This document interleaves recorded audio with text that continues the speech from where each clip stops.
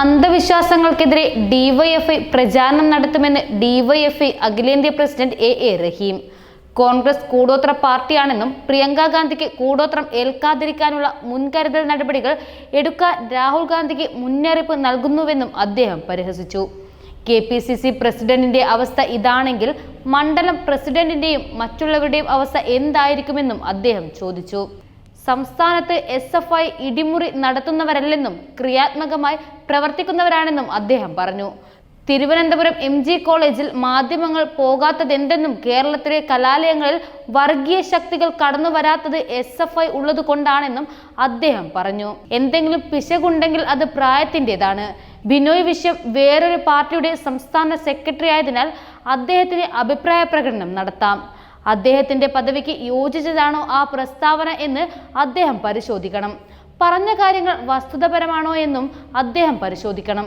ബിനോയ് വിശ്വത്തെ തിരുത്തുന്നതിന് അപ്പുറത്തുള്ള ഇടതുപക്ഷത്തിന് വലിയ പ്രാധാന്യമുണ്ടെന്നും അദ്ദേഹം പറഞ്ഞു. അത് അദ്ദേഹം മനസ്സിലാക്കണമെന്നും ഏറ്റുമുട്ടലിലേക്ക് പോകുന്നില്ലെന്നും റഹീം പറഞ്ഞു. നീറ്റ് നെറ്റ് പരീക്ഷയിൽ ലക്ഷക്കണക്കിന് മാതാപിതാക്കൾ ആശങ്കയിലാണെന്ന് അദ്ദേഹം ചൂണ്ടിക്കാട്ടി. ഇതുവരെ നീറ്റ് UG കൗൺസിലിംഗ് തുടങ്ങിയിട്ടില്ല. നിരുത്തരവാദപരമായ സമീപനമാണ് കേന്ദ്രത്തിൻ്റെത്. ഓരോ ദിവസവും വിദ്യാർത്ഥികളെ ആശങ്കയിലേക്ക് കേന്ദ്രം വലിച്ചെറിയുന്നു. രാജ്യത്ത് നീറ്റ് നെറ്റ് കുംഭകോണം പുറത്തു വന്ന ശേഷം വിദ്യാർത്ഥികളും രക്ഷിതാക്കളും അരക്ഷിതാവസ്ഥയിലാണ്. ഉന്നത വിദ്യാഭ്യാസ മേഖലയിൽ കേന്ദ്ര സർക്കാർ കുറ്റകരമായ അലംഭാവമാണ് കാണിക്കുന്നത്. അനിശ്ചിതത്വത്തിന്റെ പെരുവയിലത്താണ് വിദ്യാർത്ഥികളും രക്ഷിതാക്കളും ഉള്ളത്. രാജ്യവ്യാപകമായി ഈ സംഭവത്തിൽ ഡിവൈഎഫ്ഐ വലിയ പ്രതിഷേധം സംഘടിപ്പിക്കും.